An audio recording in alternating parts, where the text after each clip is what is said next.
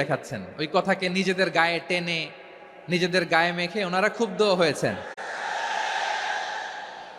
প্রিয় ভাইয়েরা, আমি বলেছিলাম যে একদল খেয়ে গিয়েছে আর একদল খাওয়ার জন্য রেডি হয়ে আছে। তো এখানে কি আমি কোনো দলের নাম বলেছি? বাংলাদেশে ৪৮টা প্রায় নিবন্ধিত রাজনৈতিক দল, কোনো দলের নাম আমি বলিনি। কথাটাকে আমি জেনারেল রেখেছি। দায়ীদের বৈশিষ্ট্যই এটা, দায়ীরা জেনারেলি কথা বলে, যার যেই মেসেজ নেয়ার তারা সেখান থেকে নিয়ে নেয়।